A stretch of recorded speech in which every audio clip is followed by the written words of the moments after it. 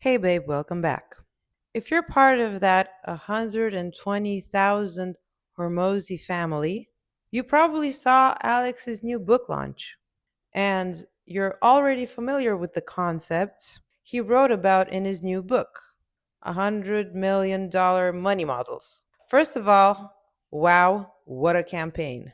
With affiliates, with VIP tickets, with him shutting off his slides, taking off his acquisition.com cap, and pulling out a personal note from his pocket.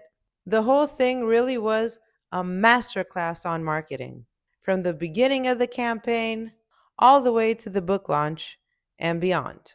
Man, I love the guy.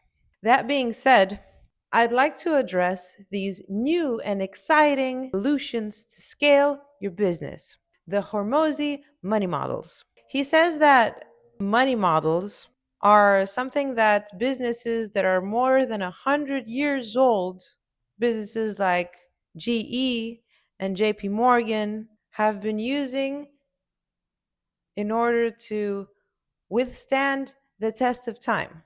He says that money models were the reason that these companies survived one Great Recession, two world wars, several currency crises, one pandemic, and many other black swan events. Indeed, these companies have proven resilience, flexibility, innovation, and adaptability with the changing times. But have they been using Hormozy's money models, some super secret tactics to stay profitable? The answer is no.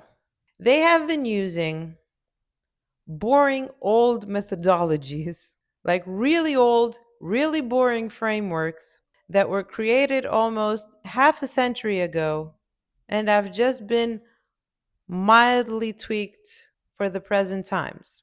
They still work. They are still very effective.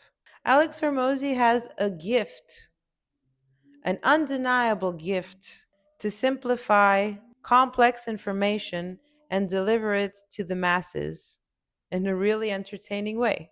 So, what are these boring frameworks that Alex made sexy and cool in 2025? They are Six Sigma and lean methodologies. Let's get into it. The first one, Six Sigma, is a methodology, a framework of tasks that improves processes.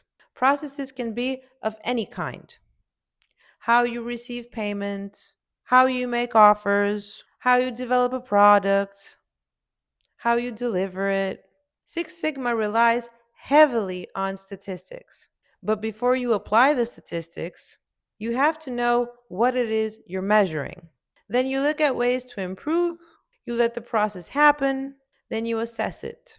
For existing processes, in order to improve them, Six Sigma uses something called DMAIC. These are acronyms, obviously, for 5 steps: define, measure, analyze, improve, and control.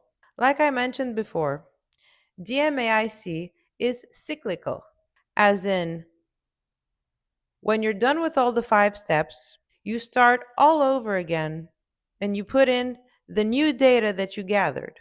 It's never ending, which is quite logical because improvement is never ending. Times change, your business changes. We're supposed to constantly manage change as business owners.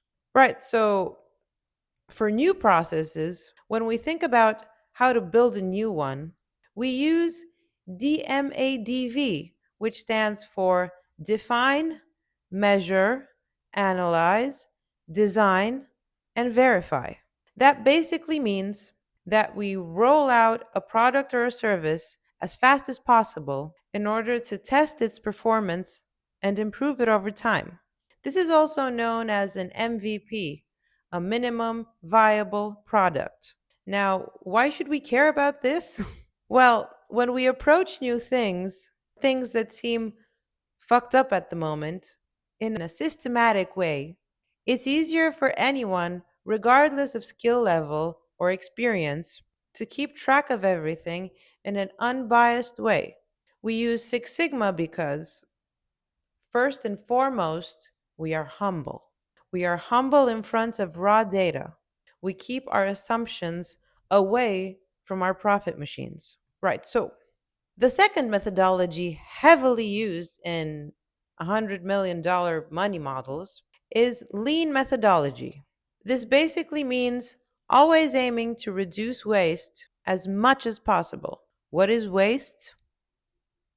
Waste is we're doing that does not serve the customer's needs. In a business, there are 8 major categories of waste. There's transportation waste, people of resources or data. There's inventory waste, a disproportionate stock of materials or parts of a product. Motion waste, as in motion of people or machinery.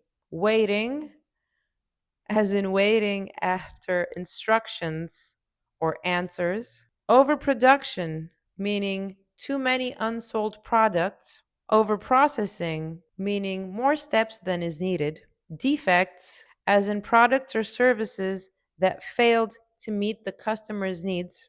And waste of skills, either overqualified or underqualified team members. I would argue that there is also a ninth category, which is capital waste, because hoarding cash does not benefit neither the customer nor the employees. So Six Sigma fixes processes, while Lean fixes the connections between the processes. The combination between the two is well known as the Lean Six Sigma methodology. Lean Six Sigma eliminates problems, removes inefficiency and waste, improves working conditions, and customer needs are better met. A very important takeaway from this is that lean businesses don't necessarily mean firing people.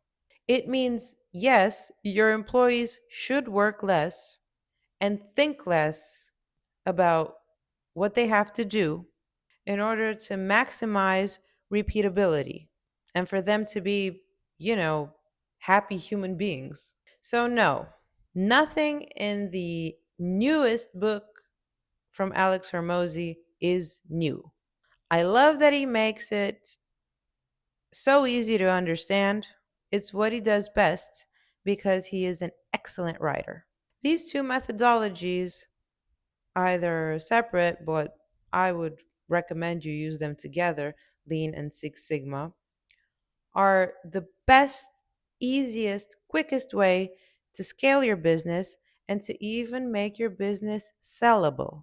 Anyway, if you'd like to learn more about Six Sigma and Lean Six Sigma, I suggest you subscribe to this channel because I will be posting a video each week on the topic.